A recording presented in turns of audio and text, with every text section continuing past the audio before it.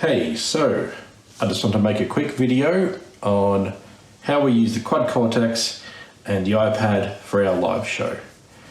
So in our band we have two guitars and a bass that run through the Quad Cortex. The top row is one guitar, the third row is the second guitar, and the fourth row is the bass guitar. They all come out of here into this. This is a 4-channel DI. And I have each of these outputs labelled at the back here. So when the sound person says, "What do you need?" we just go, "I need 4 XLRs, 3 instruments and the backing track." The backing track comes from the iPad. The iPad is physically connected using a USB camera kit, and that runs to the back of the Quad Cortex just there. So the iPad runs an app called Camelot.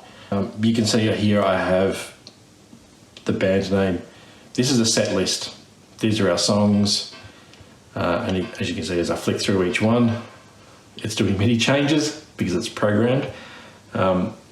Each one of these songs has a backing track, click track, and MIDI automation. Not every song has a backing track, but every song has a click track, routes through the Quad Cortex to the drummer. Let's talk about how we do that. So let's go into one of our songs and I can run through how it's set up to do everything.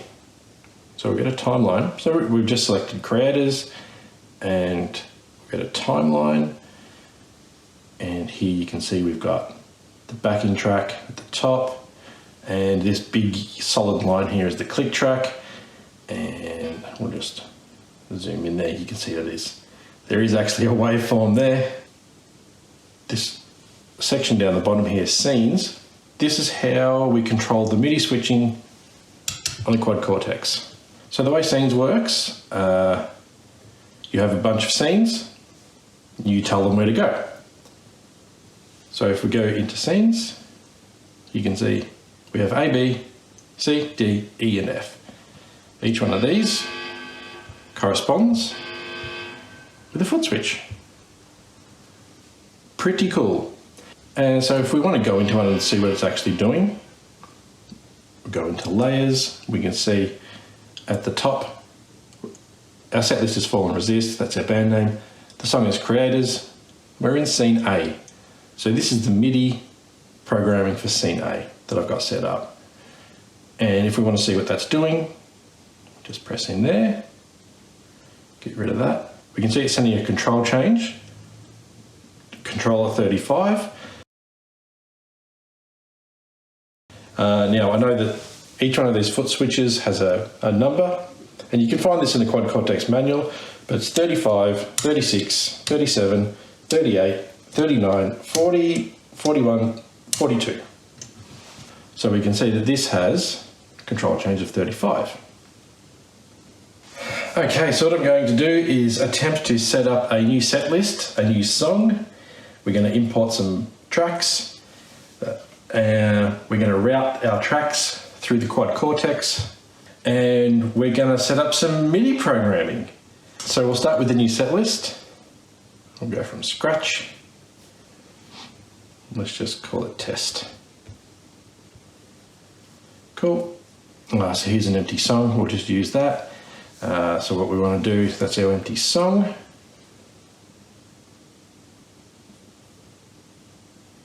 We'll just give it a new name. We'll call it, we'll import, we'll do a test based on creators. So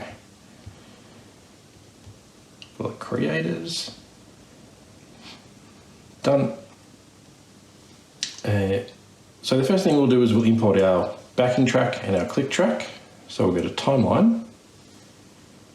At the top here, the red section is backing tracks plus. Now I've already imported my WAV files to the iPad, and that's really simple. Like, you just go into files, you can copy them from Google Drive, Dropbox, OneDrive, wherever you want. That's pretty straightforward. Now I've got 2 tracks here, creators, channel 1 and channel 2. I'll select those, add those. So there we go. we can see our backing track and our click track. Now we just want to make sure we've got our routing properly, because by default it'll route to the main output. So you just select that and you just go to the output you want. So I know that I send my backing tracks to out 4, so we'll select that. Now I've already predefined to only, for the Quad Cortex, to only send stuff out of 2 specific outputs. So I'll go into that later as well, and I'll just show that as well.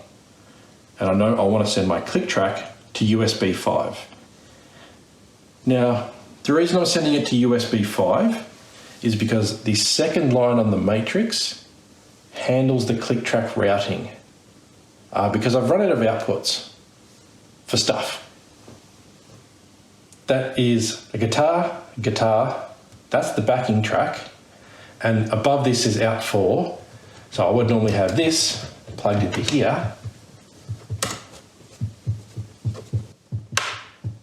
and that would be the bass, which is going to here. So that's 4 outputs done. There's no way I can route to the sends on the Quad Cortex from the iPad. So in order to route to a send, I've got to send it to USB 5.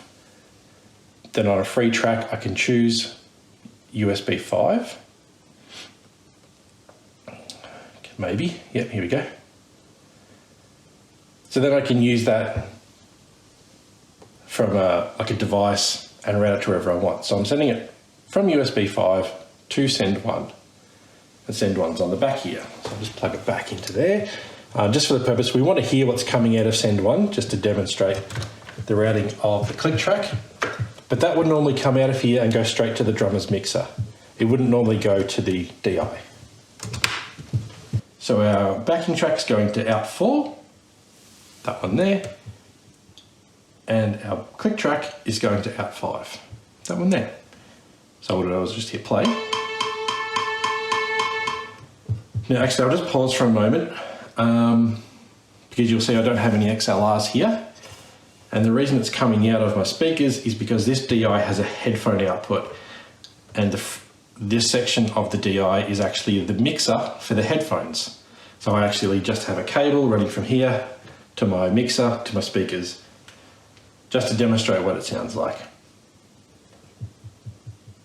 So I'll go back and press play. Turn it back up.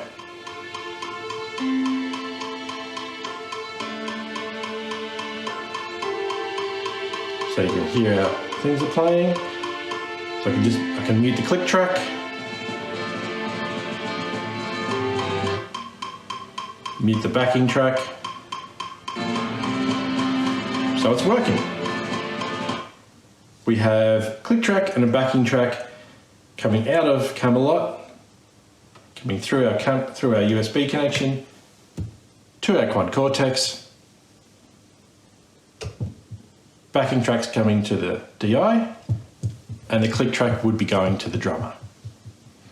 So that in itself is actually really impressive, because it takes away the need for any kind of interface that you would need on stage, a laptop, like a Scarlett Focusrite. You know, you've suddenly just eliminated all that stuff, and you've got your modeler, which you use for your guitar, and an iPad.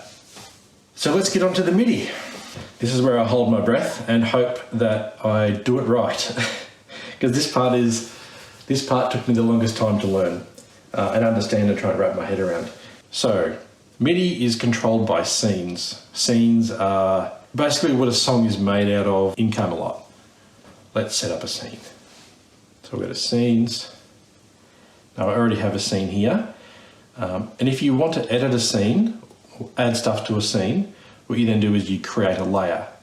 So in this top section, we can see we're in our test set list, we're in the song creators, and we're in the scene new scene. What we'll actually do is rename that scene.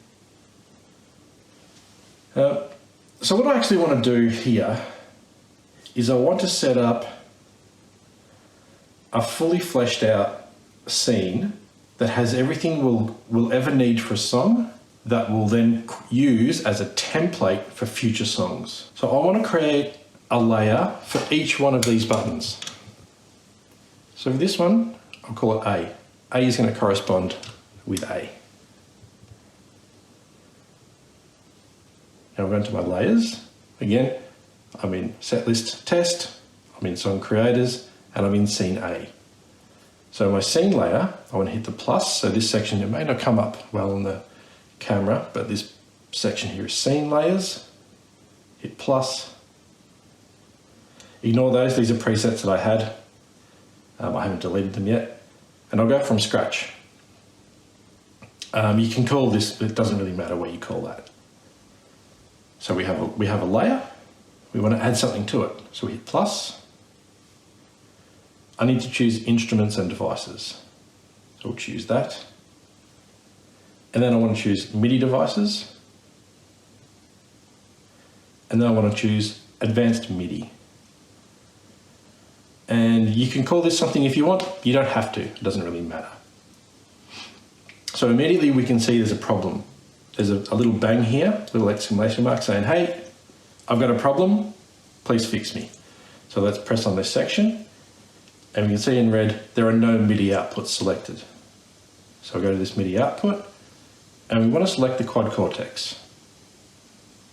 Go done, and we're good.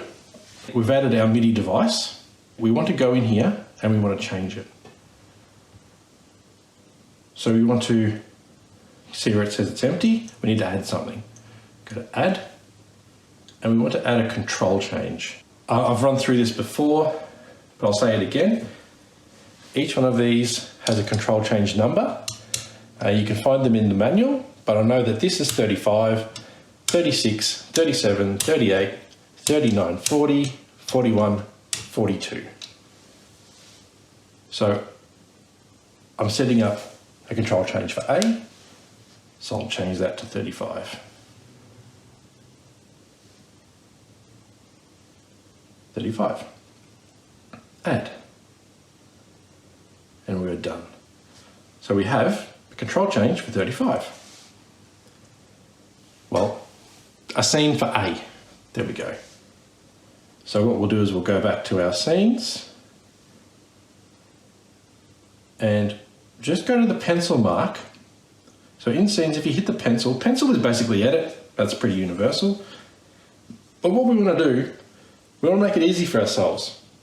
So when you hit the pencil, you get an option to copy. This little option here with the two squares is copy. So we're going to go copy. We'll rename that to B because we want B. We'll go done. And we want to select B. Go into our layers. What I like to do is change the colours so I know that they're different. You don't have to, it doesn't matter, it's up to you. So I'll just change colours. There we go. So we've copied from from scene A, and we want to make it to scene B. So we need to change the control, the CC command from 35 to 36. So we'll go into our advanced MIDI. We can see here it's set to 35. Again, the camera may not be picking it up. And also apologies for this cable here, but my phone is going flat.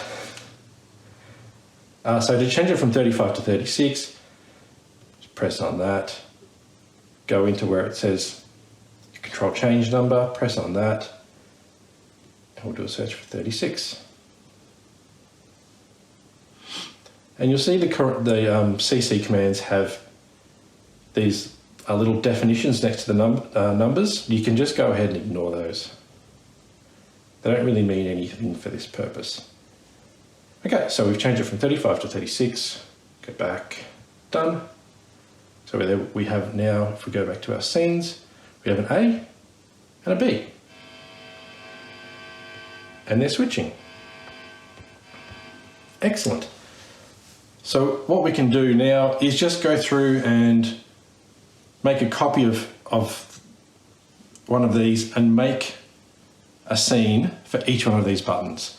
So I'll just go ahead and do that now and speed it up.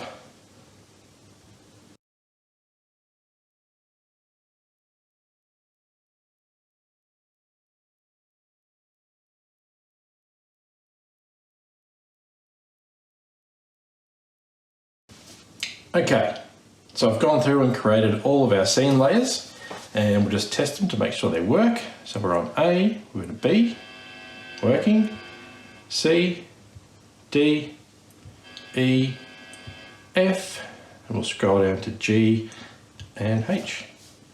And they're all working. Excellent. What we need to do is now build these changes into our song. So we'll go back to the timeline. See, we still have our backing track, click track. So what we want to do is we want to utilize our scenes now. So to do that, hit plus, and you'll see that all of our scenes that we've just created, our scene layers, appear as selectable options. So I know the start of this song, there's an intro. I actually want the guitars to be quiet. So on our Quad Cortex, our clean patch is D. So I'll choose D. That's going to be the start of the song. What I would normally do is play through the song. I'd listen to it.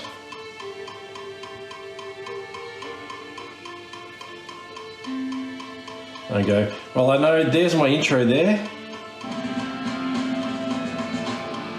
That's where the heavy guitars come in. So if I want to get accurate with it, I can do the zoom in here with a little magnifying glass.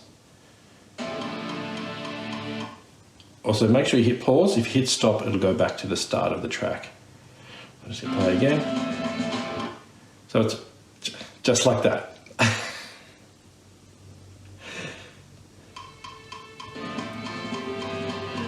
I'll just find.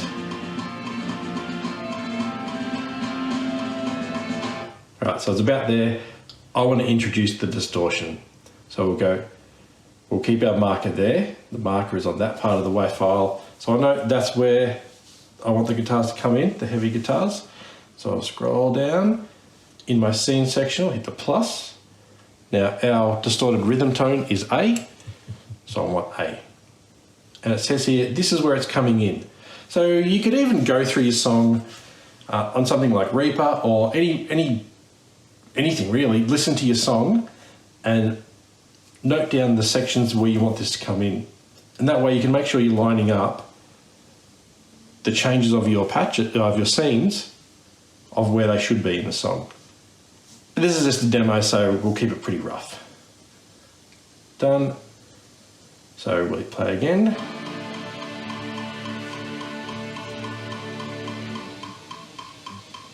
I can actually hear, so in our click track, we actually have the guitars as well for the drummer.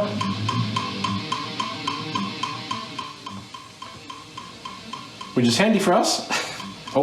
Handy for us right now, because we get to hear where the changes come in. So maybe if you're setting this up and your click tracks don't have an audio backing, maybe it's worth importing the song as well and lining up the click track. It just depends on how you run your click tracks. So I know let's pause it. I know in a section coming up, there's a lead. And based on that WAV file, I think so it's about here. This little, this is the backing track bit. So I know there's a lead. I'm playing the lead, so my lead tone is B. Scroll down to scenes, hit the plus, B. There's our time, it's coming in, done. So we can see it switched to B. If we go back to there, that part of the song, we can see that that's in A. Now, when your song scrolls along, it'll always show which scene you're either in or the previous scene, just in that part of the screen, which is super handy. Super handy. I can see the beats change if I press over there. Right, so we'll keep going along. Just zoom out.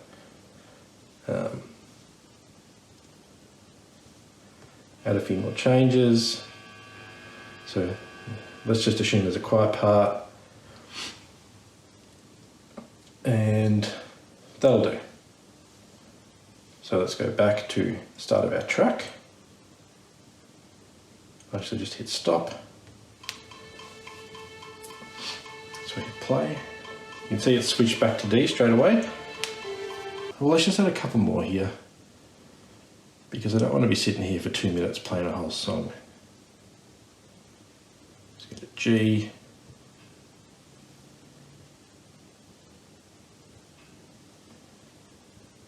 So this is just a rough demo, just to give you an idea of what's going on. So just to show, we now have some changes at the start. We're going from, we got D, we're going to go to G, then to back to D, and then we're going to go to A. So we hit play.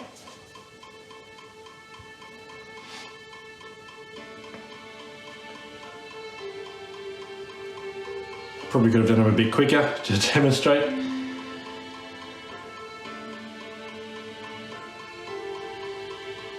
So you see we've gone to G.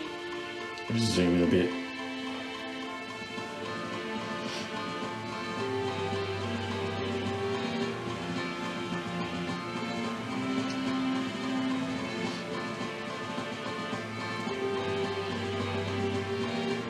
Goes back to D.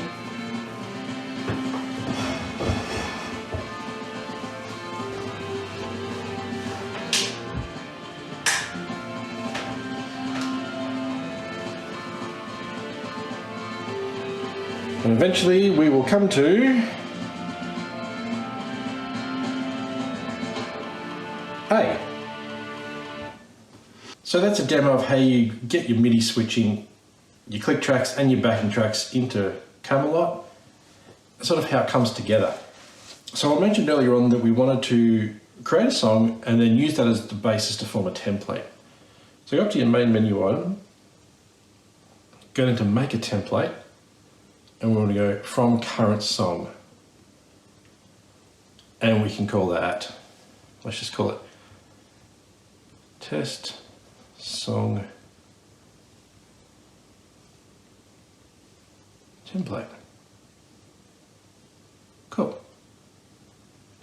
So we'll jump out of that menu, go back to our songs.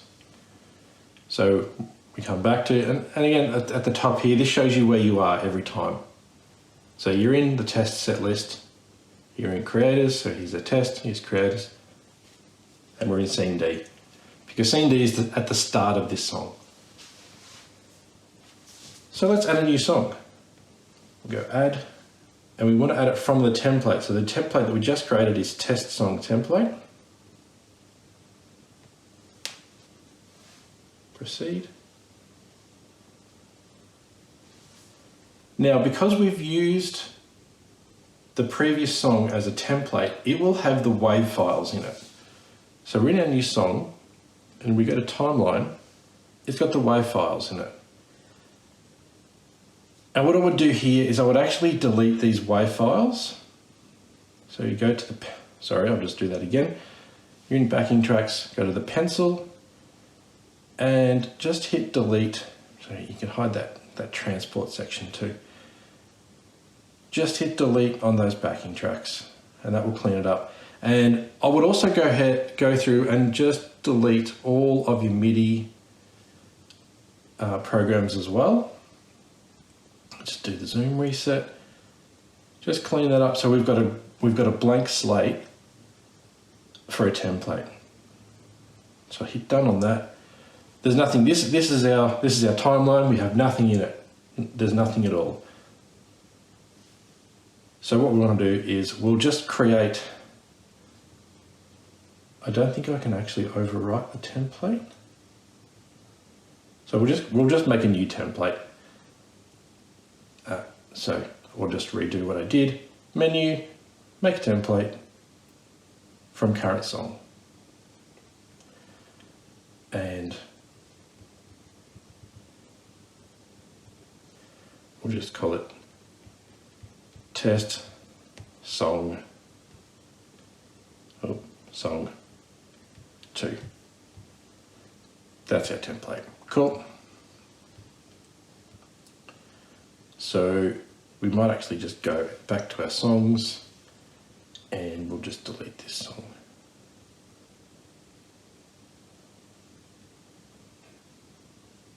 If you want to delete a song, you've got to make sure it's not selected.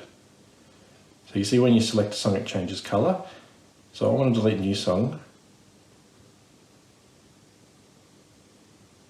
I don't know, my fingers are, I think my fingers are too cold and it's not quite hitting the screen properly. So I want to remove that. So I'll create a new song and we'll use our new template.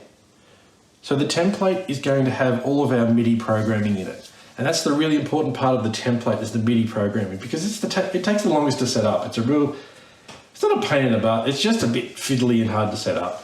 So by creating a template, keeping the MIDI and removing the backing tracks, you just have an awesome clean slate to start from. So we'll go test song 2 because that's the new one we just created.